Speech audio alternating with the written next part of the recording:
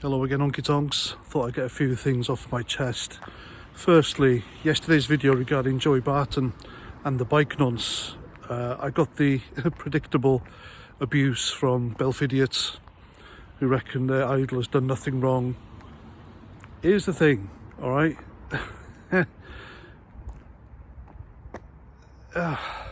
You people, I tell you, I mean, when the guy comes out of prison, just send him your gyros, alright? Just give him all your money, everything you've got, because you deserve it. That's what you deserve.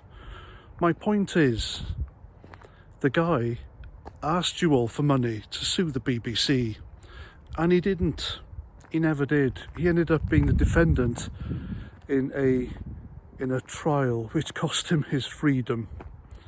Now, if that's not enough to make you even think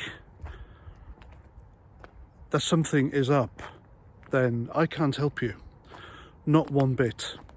It's as simple as that. And yes, you can sue people when you're in prison. Prisoners do it all the time. They sue people left, right and centre. They get their legal counsels to make claims about people for lost property, damage to property, being hurt by prisoners, being hurt by contractors, the people who drive them to and from prisons, courts and police stations. So being in prison does not deter anyone from suing anyone. And if Alex Belfield really wanted to sue the BBC, he'd have done it by now, but he hasn't, has he? Now, accept it and move on. If you can't, then like I said, send him all your money, because that's what you deserve. Secondly, Vaughan Gething is the new Welsh First Minister. And here's the thing that bothers me. Apart from the glaringly obvious, none of them were elected by the people in general elections. Rishi Sunak was made Prime Minister by the banks because they weren't happy with what Liz Truss had planned economically. The SNP put Hamas useless instead of wee Jimmy Cranky Nicola Sturgeon. Leo Varadkar was put as the Taoiseach or Prime Minister of Ireland by the lawmakers, and now Vaughan Gething. Vaughan Gething is replacing one of the most woke bag of spanners I've ever heard of in my whole life. That is, of course, Mark Drakeford, the guy who completely screwed the country. He screwed it and the people, and he doesn't care. And the UK Labour Party even thanked him. I mean, what the hell for? Really? 20 miles an hour everywhere in Wales by law, sending millions to an African country to build trees. Woke crap like that. What's to thank for? Thirdly, there's the Lee Anderson incident. Now, everyone's going on about, not everyone, the woke left raffer, they're all crying because Diane Abbott has suffered abuse and gone through a lot, and oh, so many hurty words have come her way, and it's terrible. Racism everywhere. Now, he was canvassing somewhere for reform, I think it was on Friday, and he was approached by a woman of colour. And instead of giving any valid political concerns and discussion, she just gave him a mouthful of abuse. It was literally a tirade of effing this and effing that. She was in her face, she was abusive. Of course, not a word from the left raffer. In fact, this woman has literally been labelled stunning and brave, a strong, confident, independent woman, because she swore at Lee Anderson. It's okay when they do it, isn't it? That's the way it is, folks. Two-tier justice system. If there were police there, they wouldn't have done anything anyway, for fear of being called racist. I mean, you should see the video. And LBC, the home of left-wing bigotry, they've kind of snipped this clip to the part where someone with Lee Anderson tries to stop her getting too close, puts his arms out, and made it look like she's the victim. If you look at the whole clip, she comes out of nowhere. And I'm telling you now, this woman, the way she behaved, that is a paid agitator. the way she went on. There was absolutely no need for her to go up to an MP, well, and do what she did. At least try and be sensible and get some answers, rather than standing in their faces and going hell for leather with sweary, hurty words. At a time when MPs are fearful of their lives because of their own doing. This woman is lucky to be alive, I reckon. If that was Rishi Sunak or Keir Starmer, they'd have blown her away. One more thing I forgot about the Vaughan Gething situation. Now, his first words as First Minister, he brought race into it. Why?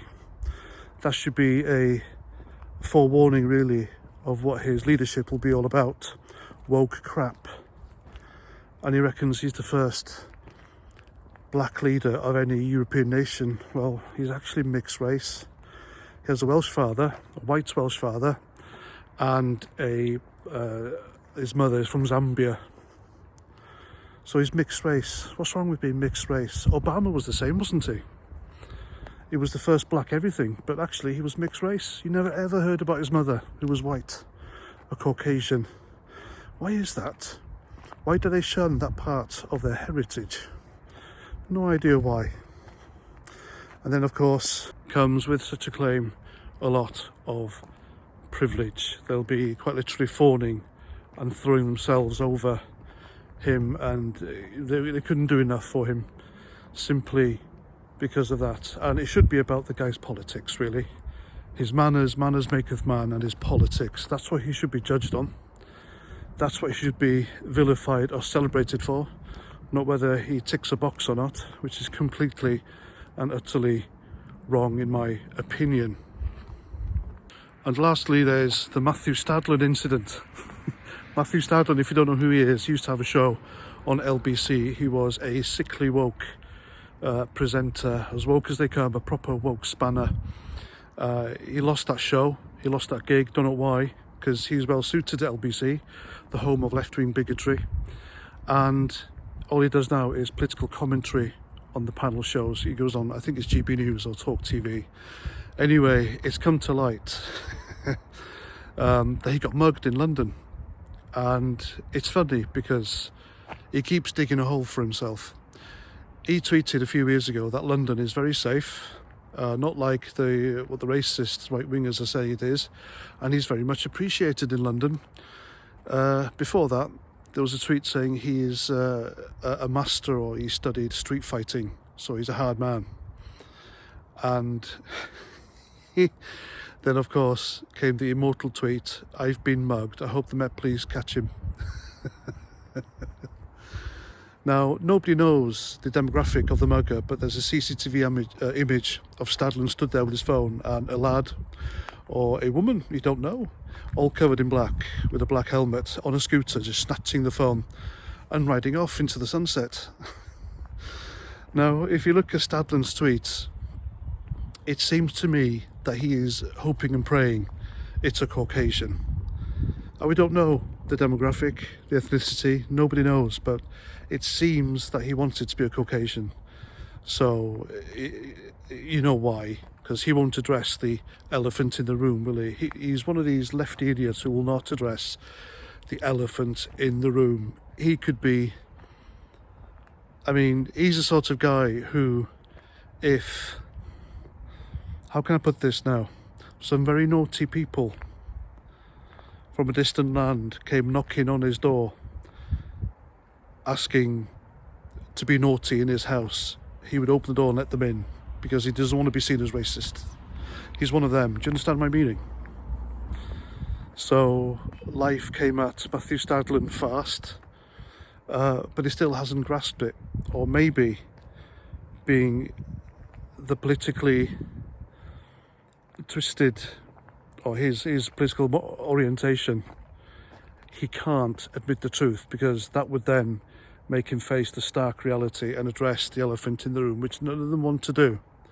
None of them whatsoever, which is Sadiq Khan's London. And he's yet another victim. So there we go. That's my little rant. Hope it made sense. Hope you like, and if you do, please consider subscribing to my channel, liking it and sharing it everywhere. I'd be very grateful. And that's that. I'm Paz49. Thanks for listening, and until the next time, Roger Trout.